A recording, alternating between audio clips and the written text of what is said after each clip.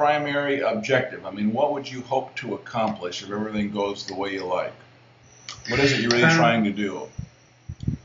Basically, to set the freedom of choice back into the people rather than a government decision. Most governments around the world, you vote them in, and then they take control and creating harm. But this process here is getting it back to local people making the decision in the cold face of first their home, then their community, and then spread it out from there. But it's putting the power back with the people and teaching people to take responsibility and accountability and reorganising their life, instead of the flip side is giving it to somebody else to worry about, and hopefully they get it right and then bitch and whine about it when they're not getting it right. Uh-huh. It's putting the responsibility as per the original structure from the Bible. God gave man his will. He didn't say give man to give it to somebody else. It's putting the elder son to put in the elder son and hand down to the elder son. So he's a steward of his land. Now, there's a lot of misunderstandings. What is land? Land is the body that's standing up. It's made up of, it's called an estate, and it's land. It's a sovereign island because it's made up of land and water. Right. And it has its infrastructure, and what the parents are supposed to do in the next generation is pass that mantle on as how to run an estate. Teach them trust law. Teach them how to take responsibility for the estate that's been left in their hands. Because we all have land standing up. It's like, how was it created? Well, the mother took from the land all the ingredients and put it into the oven in the body. She cooked it up, made it up, and produced a body, and then handed that body to the spirit. So we are a spirit, a trinity, a voice that is operating within the land, and under trust law. And we're the first party under equity law. First in law is best in law. So we, the living, the spirit, was given the body by the mother. That's the first contract. Then, for some reason, the government came along and asked the mother for control of that estate. So she gave it without full disclosure, and the government created a trust, which is void because there was a first contract was with the spirit and the body, and equity law prevails under their jurisdiction. Under Section 99, equity prevails. Yeah, so they've been using this trust certificate, birth certificate, to raise funds, to hypothecate, to look after the infant until it comes back and claims it. The difficulty is the Sedicate Trust says that, which was formed back in 1666, where London formed a government special meeting to put all the records into a trust and set it at sea, and it's been lost at sea and awaiting for the living to come back and prove that they're alive to take control of their estates. Unfortunately, governments around the world are not telling the people the process to claim their nation state back. Well, it comes down to simple agent and principal relationships. You started out talking about the government takes the vote and then puts themselves in control. And if we in fact are children of God, we're agents of God's kingdom, we don't have the authority to delegate the power that's been delegated to us. Correct. If we're in an agent capacity. That's Correct. the premise. There's two sides of the Bible. There's the religion side. Let's park that up. And there's a trust law part. So Leviticus 25:23 states the land belongs to God, and we're just a steward to carry out His will. And we're governing the dominion of the lands to protect it in God's wishes. So it shows us clearly that it's a trust law. Everything on the planet is trust law. Even the politicians are running trust law. But they kept that in the private. They're not telling you. They're giving you this fiction. And we need to part the seas. And what we are, who we are, is a spirit. Where, like in Genesis, God created the voice. He created the form. He created form, then blew life into it. We're the life for the form. So we need to understand that. And how does that work? How do we operate? This is what we're supposed to learn from our parents. But it's been lost, and it's been lost in translation. It's been lost over the years because the people, or what they call the person, is the corporate entity, dead fiction. And it's so busy trying to make a living that it's not transcribing the original source material. Right, because we've been denied our inheritance. Well, we're not denied it. We can. It's always there, but we're not given the education. Now, we're denied it. Who's to blame for that education loss? Where did the breakdown of the source of our parents not teaching us? Yeah. It's not. Let's not blame governments. I want to get out of that. I want people to come back into their body, come back into the spirit, and understand trust law.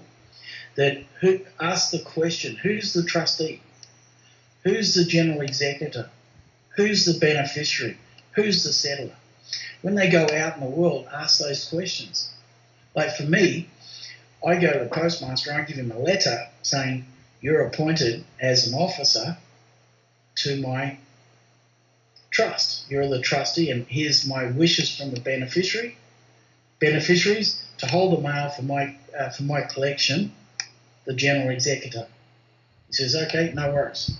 So we've got to give people notice that they're operating in office, in government positions for the trust. They're public servants. Mm-hmm. So they're waiting for our instructions, but we don't know how to instruct them because we don't know trust law. So we need to go back and get ourselves efficient at trust law and start noticing these people that you're public servant. I'm not an infant anymore. I'm going to prove that I'm alive, get that noticed, recognised, and then I'm going to govern my infrastructure as trust law. So here's my orders. Here's the wishes of the beneficiaries because I'm the voice. I'm the Trinity. That's the beneficiary. And my general executor, the body, will deliver my notices to you.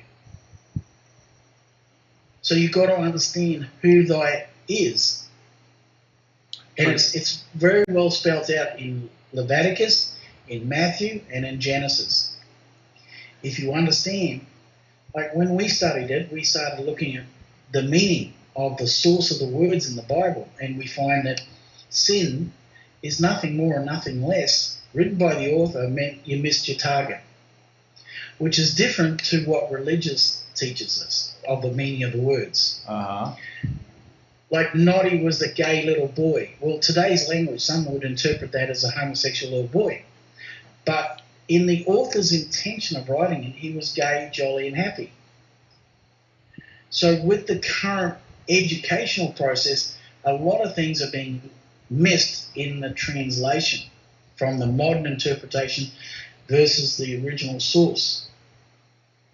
So we've got to go back and what did God want for man? What was the original understanding of these words? And it was all written in syntax, written in mathematical language like Hebrew. And a lot of Hebrew words weren't translated into English because they didn't fit. So they get lost in translation. So I guess, again, what we've discovered through the Privy Council, a guy that wrote a set of practical laws in equity for us, a gentleman called Mark Pitia Murphy, Whiting and Singh. They wrote the Tuti Whenua Māori Land Act. Now, one has to ask the question, what is Māori? Māori is spiritual people of the land. Tell me one person that's not spiritual and comes from the land. No one. It's not about form. As in Genesis, God created many forms and He blew life into it. We are all related through life, the spirit, the voice. It doesn't matter about form. We're supposed to be stewards of the tree. So we're supposed to have the knowledge to heal the tree, to heal the grass, to heal the animals, because we've been put in place as stewards. We're stewards. We're not controlling anything. We're a part of everything. When you hurt, I hurt, because you're my brother. Yeah. And I've got the knowledge to heal you. I come forth and heal and correct the records. So, we make it a better place to live. We come from the land. We need to eat live food, not plastic food. How do you kill a disease? You stop feeding it. Yeah. So when a disease happens, you've got to ask the question, what's feeding it? Coke? Everything is a life form. And you'll kill it by stopping its food source. So if you see the government as a disease, ask yourself, what's it feed on? Yeah. And if you don't like the government, stop feeding it. But then you have to set up the infrastructure. You have to govern yourself as a proper sovereign with an infrastructure. So you've got to have the knowledge to govern yourself as a nation of people, of voices. So you've got to come together. So the way we do it is every law comes from the voices coming together to give resolutions and agreeing on those resolutions, and then we make it law. And we govern ourselves. Like what you imagine when you're in your own home. Well, you're the governor, the postmaster, the banker. When the children come, they're asking, Mum, can I get $20? Well, you're the banker. Suddenly the kids are fighting. You're the judge. So in your home, you are the government. You are your nation. It just seems to, I don't know what happens over people, but when they get out in the public, they become infants. And what we call them is titty suckers. They're looking for the milk. Yeah. Rather than stay as a sovereign creator, because we're born as a creator, not as a slave. I've talked about that very point, and that's one of the primary reasons that the Agenda 21 and the cabal wants to destroy the family. Because if we're not able to govern ourselves, then certainly we have to look outside for governance. And then we become dependent. And so self-governance really is a central theme that needs to be hit on, and you just nailed it. Yeah, it's we've got to go back and get re-educated, re-constitutionalized within. We've got ourselves, forget about, there's nothing out there except what we see within. So if I see bad, then bad's coming from me, because that's what I'm projecting. If I see good, then it comes from me. It's just a hologram. And everything has what we call generalized principles. If you sow something, you're going to reap something. That's called karma. Yeah.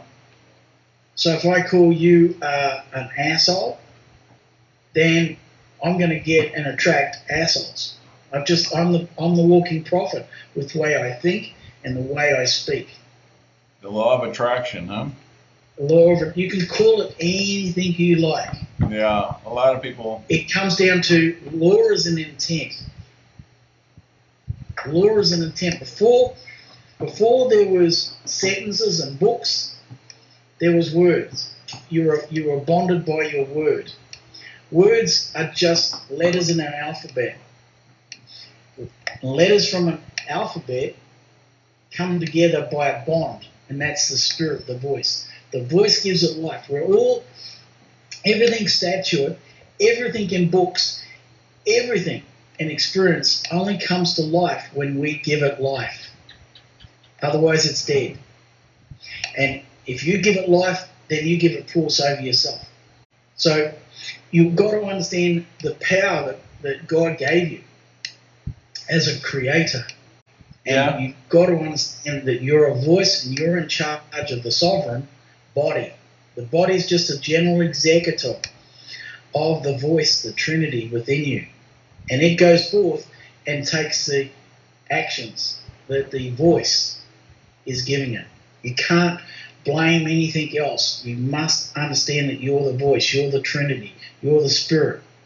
And everything in form is a life of spirit. It's got a life, and you've got to see that. So you've got to clean the matters up, which are condensing you, and you've got to let those go. You've got to learn how to do a number one physically. You've got to do a number two physically. You've got to do a number one and number two mentally, emotionally, and spiritually. So you stand up as righteous. Righteous means you're cleansed, you're pure estate, like pure water. But if you drop an ounce of cordial in there, it is called an altered ego. Because ego is pure. It's pure spirit. But when you put a belief system in there, that's now altered state. So we've got to get back, and the Bible talks about in Matthew where Jesus went to the wilderness. He went to a space where nothing was around, and he could wash himself spiritually, mentally, emotionally, and physically to maintain a very clean, sovereign estate. Well, I agree with what you're saying, because I know for a fact that, the teachings of the Bible are such that we all have so much more power than what we're using. That the whole power of the Spirit has been watered down, and there's reasons for that we probably both understand, don't need to get into. But most of us are living below our capacity in terms of that power. And so, like you say, we need to clear out the cobwebs and go back to the source of our power and energy and reclaim that and re-energize. And that's the sovereign estate. You've got to get rid of the matters. We're so constipated with matters and fears that we can't fully operate as spiritual functionalities. Uh-huh. If I said to you, would you share an apple with me? Answer is? Of course. What is an apple? Well, we've kind of both assumed what that is, right? What's that? I said we both assume what that is. We know what an apple is. What is it? It's a fruit. And I was talking about a computer. So we're not really communicating because we're coming from the matters of what we experience or assume as an experience. Okay. And that's a debtor. A debtor is full of matters of experiences and assumptions. A creditor, a sovereign, a true sovereign, is asking questions. He's asking, what do you mean by apple? And I would have said, a computer. He says, yes, now we're communicating. Unless you're asking the question, you're assuming communication. Okay. And that's where the misunderstandings come from. Okay. A true sovereign is power. He's asking a question because he doesn't want to assume anything. He wants the fact. A sovereign operates in fact, not assumptions. So if I said, would you share a car with me? Answer is? A car, you said? Yeah, car, C-A-R. Would you share a car with me? Depending on the circumstances, I'd have to ask some more questions. For how long were you going to take it? Who pays for the gas? So you're asking the questions, and that's what we've got to get our people to go back to, because the government takes a lot of assumptions, and the courts take a lot of assumptions. Yeah, that's just it. People fear not asking the questions because we've been taught since childhood to bow down to authority. Yeah. And we walk in there, we may not know, but we're scared because somebody's telling us what to do. We're told it's unrespectful if we're not bowing down to authority. We're hammered home. But it's our divine right to ask the question because I'm a sovereign. My body wasn't born to slavery. I wasn't born to dictators. I was born. And that's demonstrated in the movie called The 10 Commandments. We've got to walk the people out of the state into the nation of sovereigns. We need to become and learn to ask lots of questions because we're the power. And get rid of the matters that is governing us. The brainwashing, the conditioning. We've got to let those go. We've got to go to the wilderness and get rid of the matters. And so we can stand up, detoxify ourselves and stand up as a sovereign, righteous nation. And then hook up as a collective of nations. So we're all brothers and sisters. I do harm to you, I'm doing harm to myself. That's not right.